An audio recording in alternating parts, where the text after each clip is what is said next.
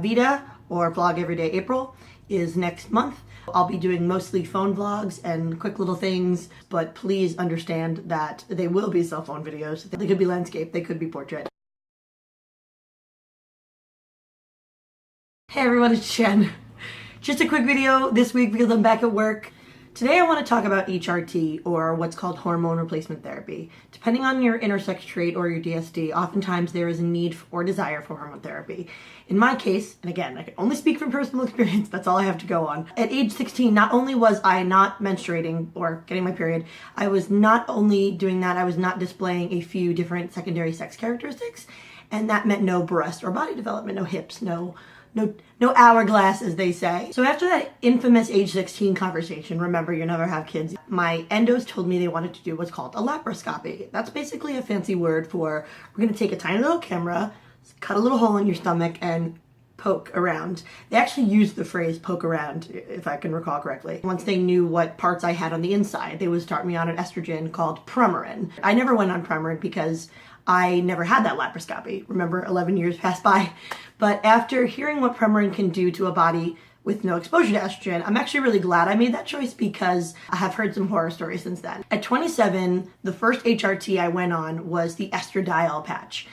I do not recommend this type of hormone replacement therapy. First of all, it was way too itchy and it irritated my skin. I then switched to the estradiol pill, primarily due to the fact that I thought I did not have a uterus. So I thought that the pill would at least produce breast development. I did see some breast development on both of these, but it was not really a lot to get excited over. I didn't see a change happen overnight. Cut to 2013. After a serious, scary 3 months of estradiol side effects, there was bleeding, there was fatigue, it was really scary. Anyone who knows me knows that in the fall of 2013, I was not in a good place. I found a new gynecologist. She put me on a very simple form of regular birth control called microgestin, which is a blend of estrogen and progesterone. No more side effects. I want to talk about what I did to prepare to make this particular video. I went on to one of my online support groups and on Twitter, and I asked for examples of what people wish they had known before they started taking hormone replacement. Let's share some of the responses.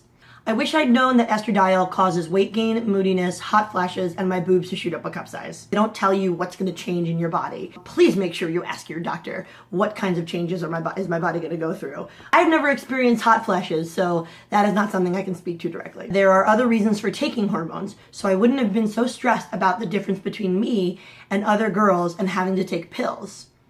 That is incredible.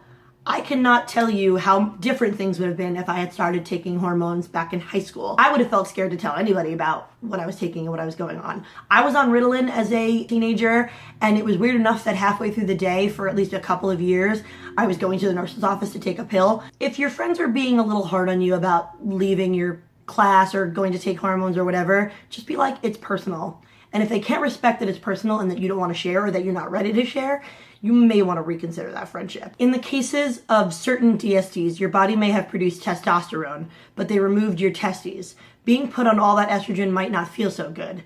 In addition to earlier symptoms, you may also have irritability and possibly be emotional. Going on T for me made a world of difference. I've heard a lot of people with CAIS, complete androgen insensitivity syndrome, or PAIS, partial androgen insensitivity syndrome, have gone on T, and it's actually been way better for them. I wish there had been more studies and more info. The estrogen I was prescribed were not as beneficial to me as docs made it sound. Yes, that also happens. It's kind of scary that the default or response is, let me just give you these pills and we'll see what happens.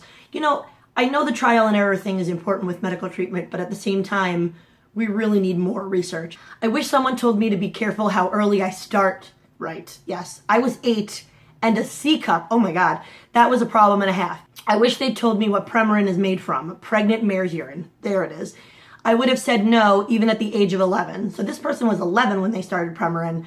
I've only heard bad things about Premarin. Please, if your doctor suggests Premarin, give it some real thought before you decide to start taking it. I wish someone told me that the only way to know if hormones are working well, or even working at all, is to ask the person who's taking them. We are the data, and we are the only data that counts. That is absolutely right. You can't judge how things make you feel or how things are changing you until you physically ask the person that. I wish I had known that the best way to get good HRT is to work with a flexible, open-minded doctor. So true. I cannot agree more.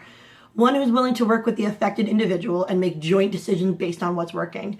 Again, just like the conversations that I had with my mom when I was 16, you really need to find a doctor who's willing to be your advocate and work with you. I wish I'd known, too, that spironolactone, it lowers certain hormones, parentheses, could subtly shift how I felt about my gender and sexuality. That is very, very true. Like I said, I've always felt feminine and female, but once I started going on estrogen, I had I think like my priorities shifted a little, so I understand what this person is saying about how you feel about your gender and your sexuality. You know, this can affect who you are. It can affect how you feel, and it's important to sort of acknowledge that when you're taking hormone replacement. As for me going on HRT, what I wish I would have known was that there is research available and that I could have spoken to someone who had been on hormones for a little while. If you're going to start HRT and want advice, I implore you, beg you, please go online, find a support group or community who can provide some background to the pills or injections that you are going to be taking. Thank you for watching. Please leave a comment and subscribe if you'd like to see more of these videos. Bye for now. I had a friend growing up in high school, I hope she doesn't see this, that I think started developing by the time she was 9 or 10, and we were all like, it wasn't like we didn't want to be her, but like we knew that like she made her self-conscious.